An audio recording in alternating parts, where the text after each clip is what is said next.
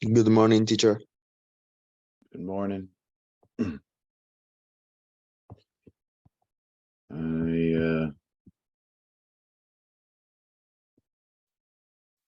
will get started here in a minute.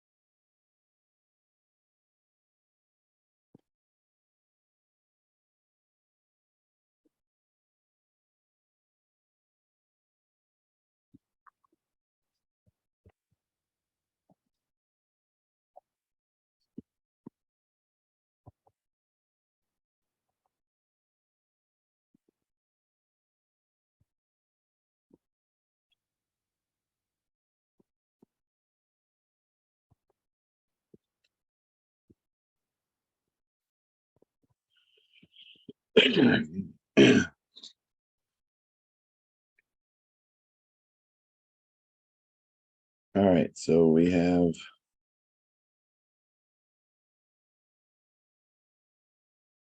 the paper is what we're going to talk about today, the proposal assignment. Whenever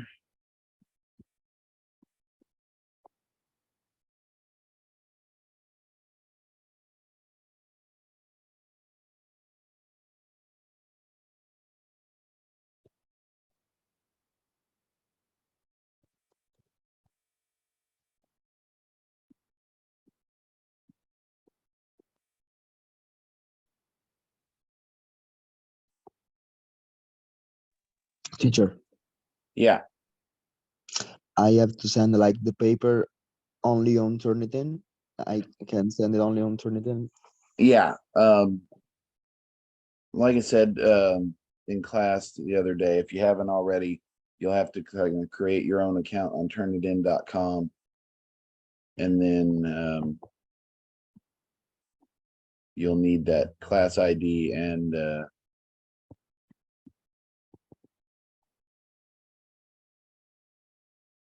an enrollment key. It's right here. Okay, thank you, teacher. And then you'll be able to see the class, and when you open the class on there, there's all these assignments. And so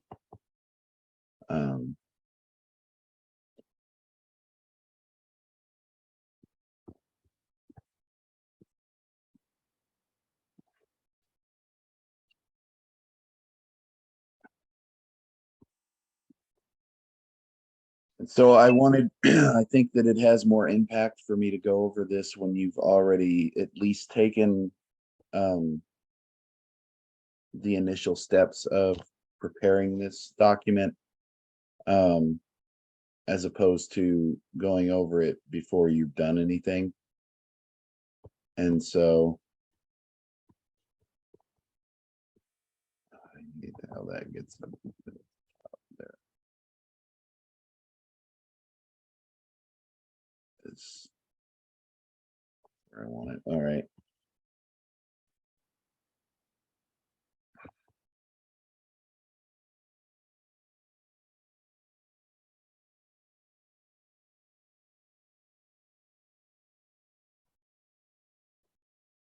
So first I want to go over again kind of the example of what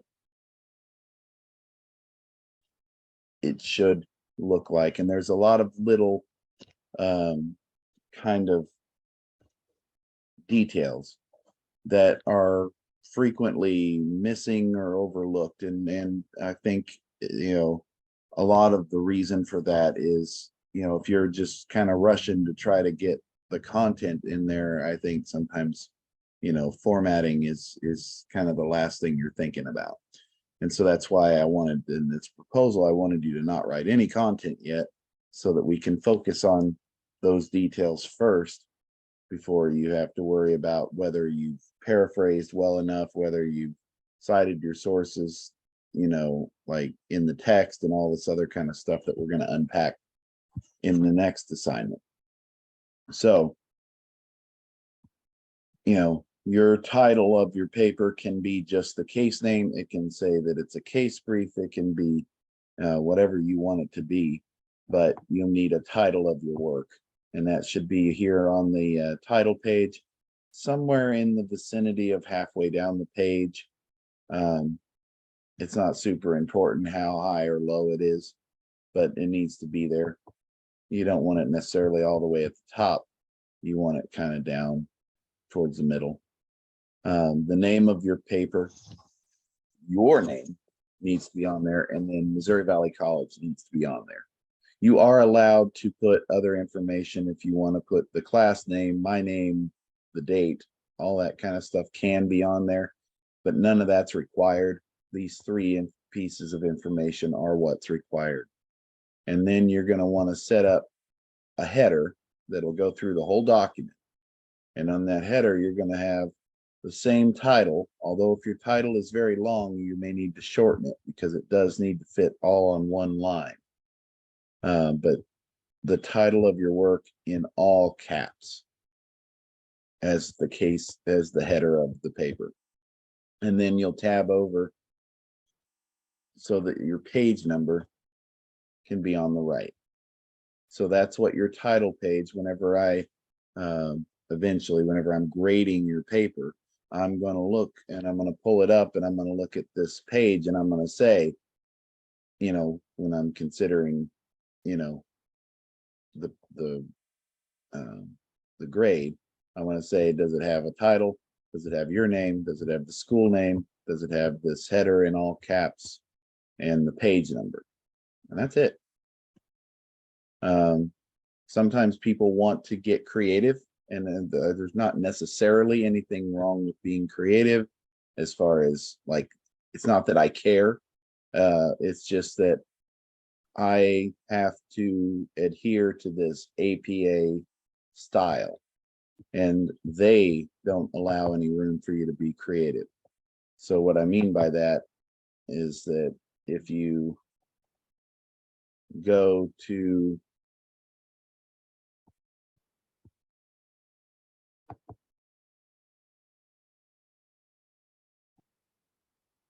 this website here, which I think is a good thing, it tells you all of the rules. The rules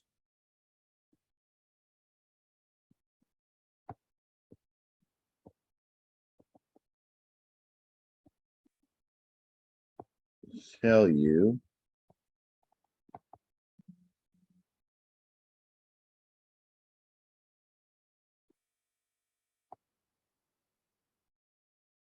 how it has to be.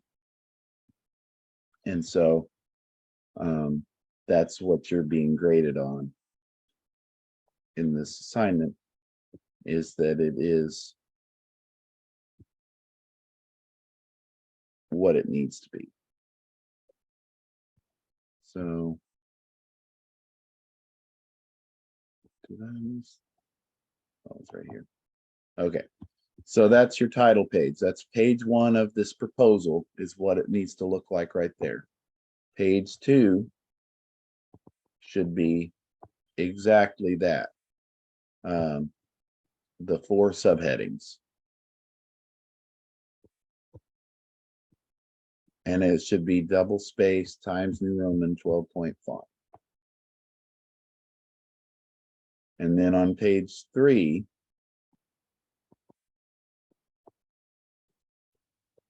this is what you need to have. You need to have 2 sources. One is going to be the direct link to the full original transcript of your case, not a case brief, not a summary. Some of you link to this and then you also link to a summary, and don't do that. You need only one source, and I want it to be the original case, the full text of the original case. Because if you're trying to summarize a summary, then it gets weird. So on legal references, it's pretty straightforward. It's the name of your case. Then it is the basically the catalog location there, what volume and what page number, and then the year that the case was decided, and then a link. And that link needs to take you directly to the PDF copy of this transcript. And that is exactly what it should look like right there. If your link looks different than this, then you need to, try again, because it's probably not right. The other thing that you need to do is that you need to cite the amendment that applies in your case. The only way that you can possibly know that, though, is for you to skim the case, kind of like what we talked about in the last class, where you're looking for this where it says held, because that's the answer to the question, that legal question that's being answered in the case. And sometimes in there, they will say which amendment applies. Like this example one that I pull up, it specifically says the Second Amendment protects whatever. Sometimes they don't explicitly say what amendment applies, and you have to kind of interpret that from what they're talking about. If they're talking about, for example, search and seizure, then we know that the Fourth Amendment applies. If they're talking about cruel and unusual punishment, then we know that the Eighth Amendment applies. If it's some kind of a due process right, most likely it's the Fifth, sometimes it's the Sixth, depending upon what we're talking about. If you're unsure, if your case is unclear, I'd be happy to help you. You just have to reach out and email me, and I can look at your case and let you know which one applies. I also mentioned that if yours is a state case, then you'll also have to add the 14th Amendment, because they're using the 14th Amendment to apply the more direct one that applies, which I know can be kind of confusing as a concept, but it's just kind of how our legal system works. It's very rigid in how it's set up. So what you'll have on your references page is this exact, kind of a setup here with the case name and the numbers and the year and the link. And then you'll also have the constitutional amendment that applies. So U.S. Constitution, Amendment 2 in this case. Yours may be Amendment 4, Amendment 6, Amendment 8. And then if it's necessary, then another one that says U.S. Constitution, Amendment 14, Section 1. Because if you're citing the 14th Amendment, there's like 3 or 4 sections of it, and only the first one really applies. So we don't need to direct quote the whole thing. We just need Section 1, and that needs to be on there too. The rules about an APA style references page says that the title at the top, it needs to be a separate page from the rest of your document. So you need to be using the page break feature. And when I say page break, what I mean is that you're hitting either Control Enter, or you're entering in, up at the top on Google Docs, you can see it's like a drop down menu, and you can say insert page break.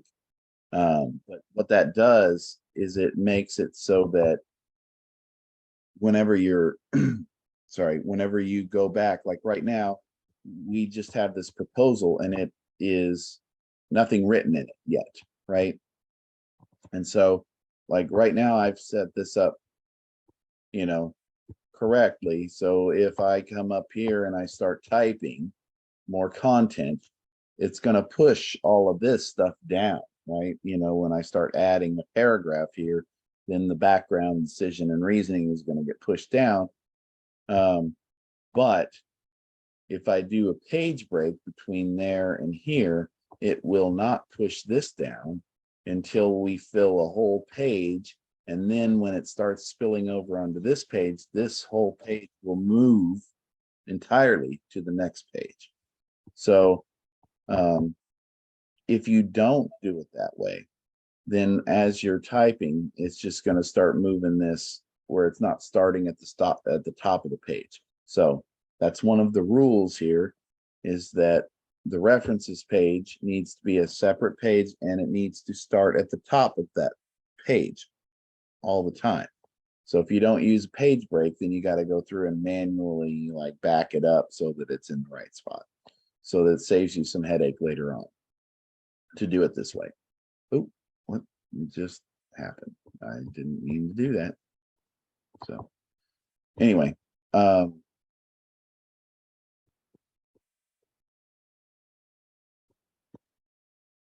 so the other thing is that it needs to be titled references. There's a tendency of students to want to call it a works cited page. And that's because in the English departments, they use a different style sheet called MLA instead of APA. And while I'm sure that none of you really care about that, it is what we use in the social sciences is APA. So that's the way it's got to be. You know, trying to prepare you for your senior thesis, you know, which you're going to have to use this APA style sheet. So you might as well get used to it now.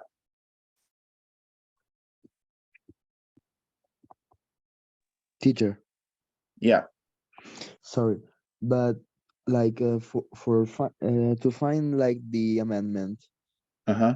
on the Constitution, we have like to go to Constitution of Congress Oh, and yes. I didn't really go over that yet.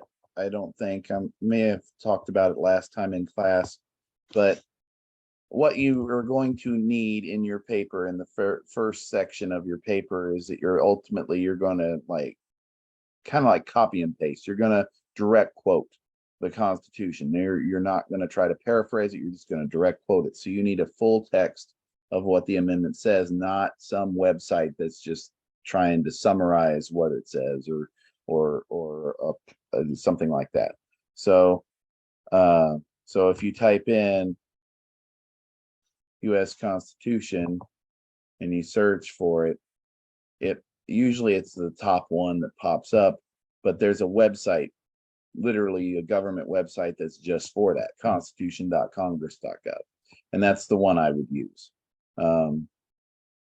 And then when you pull it up, it actually has the full Constitution, and over here on the right hand side, you can access specific amendments where it's just that amendment, and you can even from there, fourth, fifth, sixth, seventh, eighth, you know, you can kind of go sequentially through it. But what you would need to do is each one of these pages that has just that amendment on it, sorry, has the web address up here. And that's the link that you're going to use. And so when the time comes, you're just going to copy and paste it from here to there. So when we're talking about like 8, 9, 10, 12, 13,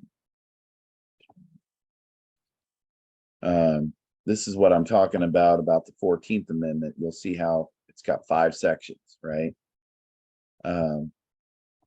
Section 5, you know, is kind of irrelevant. Section 4 is talking about public debt and things like that. Section 3 is talking about, you know, selecting congressional representatives, you know, and section 2 is also talking about that. So it's really just this part of the 14th Amendment where it talks about due process and equal protection.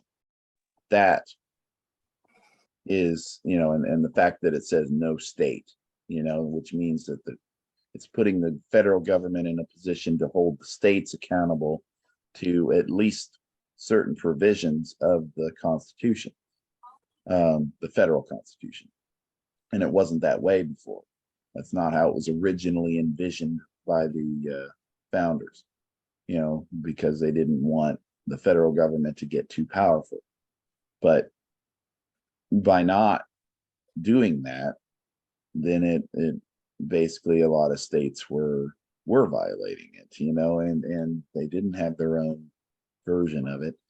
And so it ended up being something after slavery was abolished.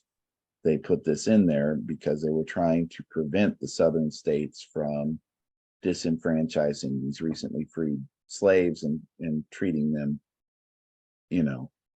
differently in the law, which unfortunately kind of happened anyway. But nevertheless, it was their attempt at trying to prevent it. But the Supreme Court was kind of slow to interpret which specific parts of the Constitution fall under equal protection and due process, right? And so a lot of that is what happened in the 60s,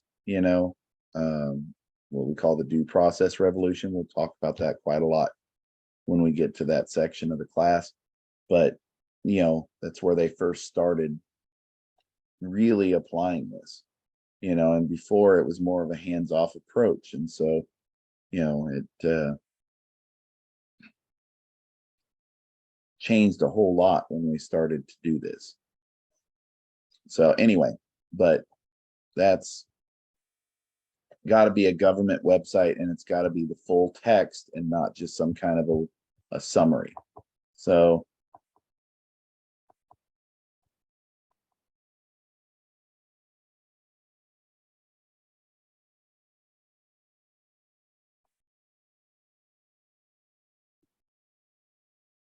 but if you just type in the amendment,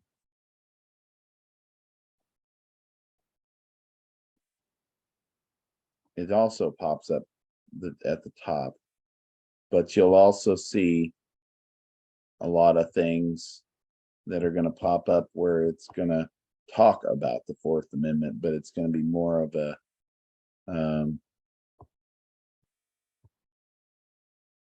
summary, more of a trying to help you understand, what does the Fourth Amendment mean right here, but what we're wanting is the full text of it in the paper. So that being said, it is due today on turnitin.com.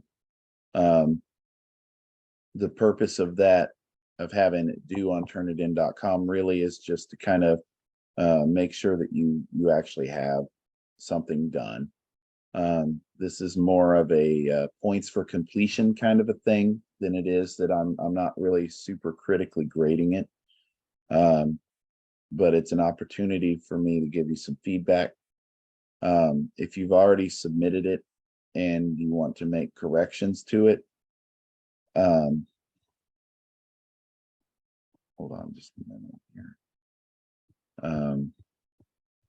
I didn't really think about that, but if you want to update it so that you're not getting redundant feedback, over something that you already fixed.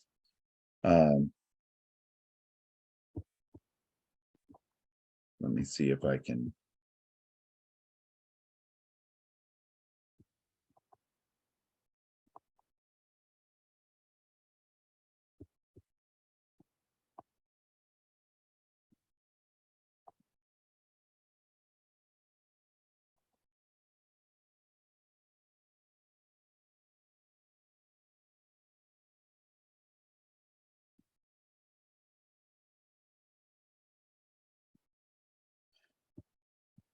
All right. Well, if you want to make an updated submission and you've already turned it in, just share it with me on Google Docs and just let me know that that's your updated submission.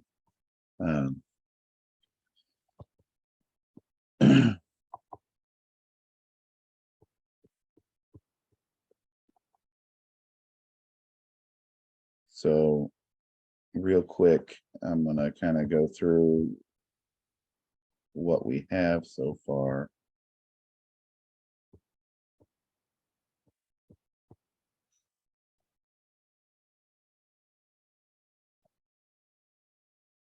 And so like this particular case,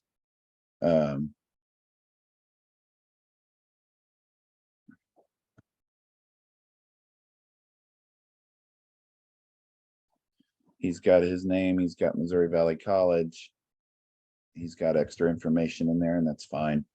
The title up here isn't really in the title down here, so I would amend that a little bit.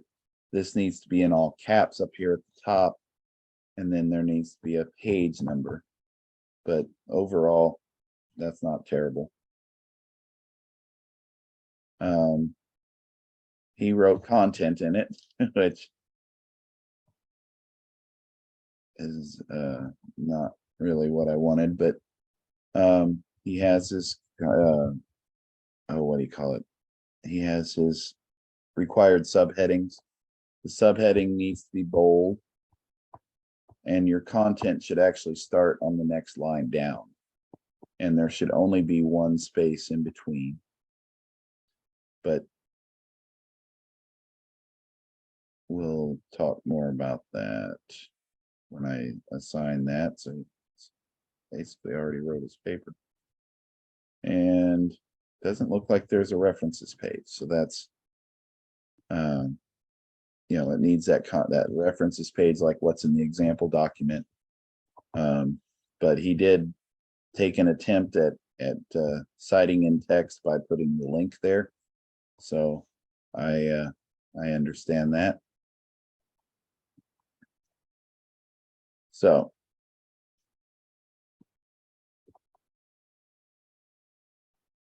this is exactly what should be for the case header, you know, just the all caps version of that.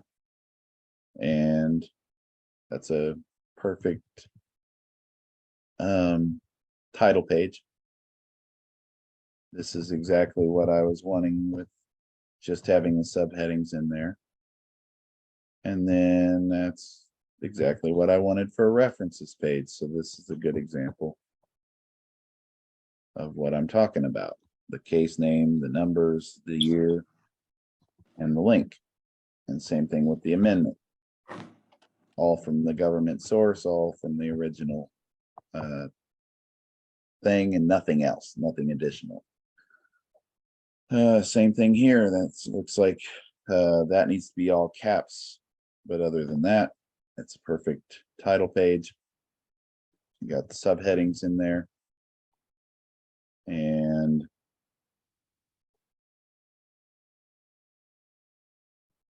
the references page. Good.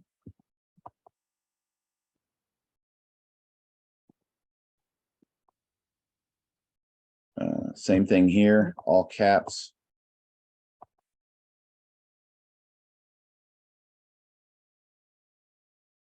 The whole thing is in bold text. That's not what it should be, but that's easy to fix if you just hit Control A and then remove the bold text. The only thing that should be bold is your subheadings, which are not in here. And that's, yeah, you need your subheadings. You shouldn't have written any content yet,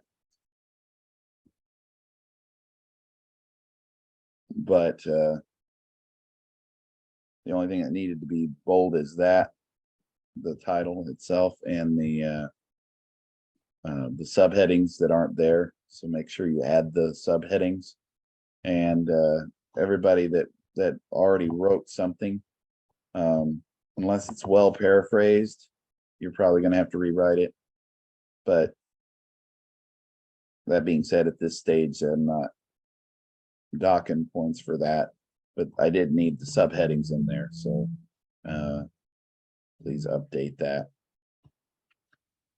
Down here at the bottom, this is an example of what I'm talking about when I say, sometimes, on the references page, people want to call it something else. The citation page, it should just say references, and that's it. He just put the links, which certainly is better than nothing, because I can tell he's using a good source for the paper itself. This one here looks like something that is more of an explanation about the Fourth Amendment. Yeah. So try to find the more direct thing, because all you're doing with the Fourth Amendment is quoting it. So the cleanest way to do that is to use that website for the purpose, the government website for the Constitution. That's fine, but remember, just like those other examples we went over, you need to have the name of your case, the where it's located in the volume, the page number, and the year before the quote, or not the quote, the the link. And the same thing with Constitution. It says, say, U.S. Constitution Amendment 4, and then a link to where you accessed it. So that is a good title page. It's got although it looks like these are on different lines, so you might look at that. They should be on the same line, but not bad. It's got the title of the work, name of the student, and the Missouri Valley College, so that's good. Additional information is fine. The 4 required subheadings are right there, nothing else. And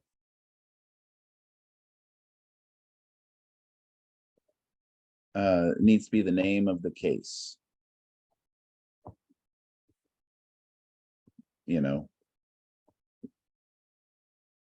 Which, oh, come on. What?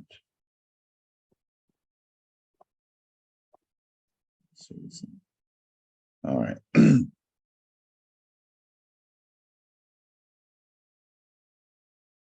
I don't know what the case is here. Is it Kennedy in Louisiana? I guess. I think it might be Kennedy versus Louisiana.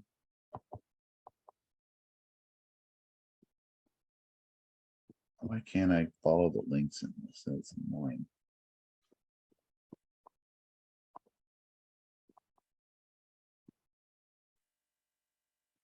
Oh, well, whatever the case name is, that needs to be in there.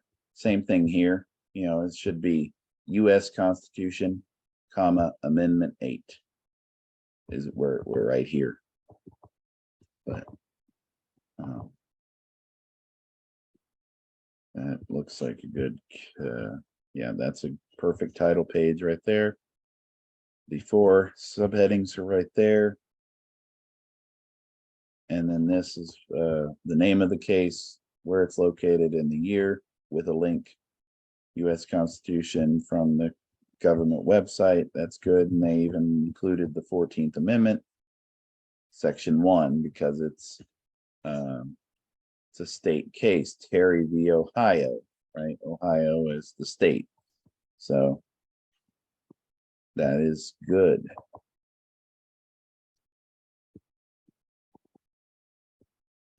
This is good, although like the other one, the page number should be, tabbed over on the same line as that. It looks like they use different font. So the whole thing, just hit Control A and change it to Times New Roman 12-point font, double spaced with no extra spaces and stuff like that, and it'll be perfect. Name of the case, name of the student, Missouri Valley College. Technically here on this main title here doesn't have to be all caps. It's only in the header that it's supposed to be all caps. Again, other than it being too big a font, it's the information is there that I wanted. Same thing with the references page. He did well with this one. I think this is a link to the PDF document, and then this looks like a link to the actual landing page, which when I say landing page, I mean just that first page where you have to hit go, PDF go. I don't need that link. I just need the link to the actual PDF. And then they did not yet do the constitutional amendment that applies here. If I'm not mistaken, I think this is a death penalty case. So it would be the 8th Amendment. And then it's also a state case because it says Georgia. So therefore, the 14th Amendment, Section 1 would be in there too. So it should say U.S. Constitution Amendment 8 and U.S. Constitution Amendment 14, Section 1, and then links to the where you access that. So let's look at the last one here. These are the papers that have been submitted so far. That needs to be all caps.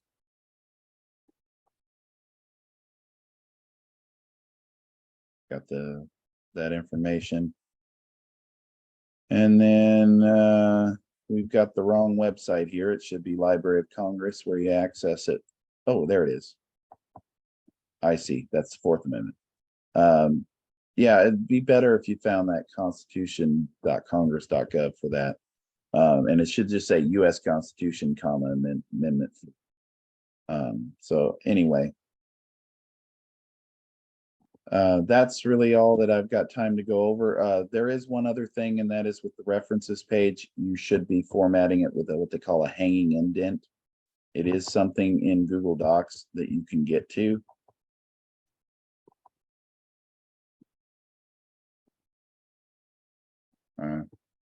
Well, I'll talk.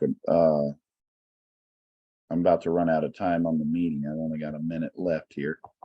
So if I run out, you can Google it and it will tell you. But if you hit insert or format, format, align and indent, indentation options, special indent, hanging, and hit apply. But you'll have to highlight just the information in your references page when you do that. And what that does is basically it makes it so that you can, better separate your stuff. So that being said, I'm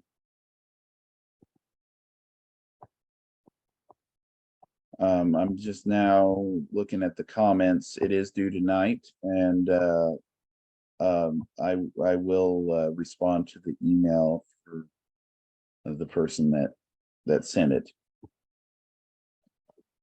So have a good rest of your day.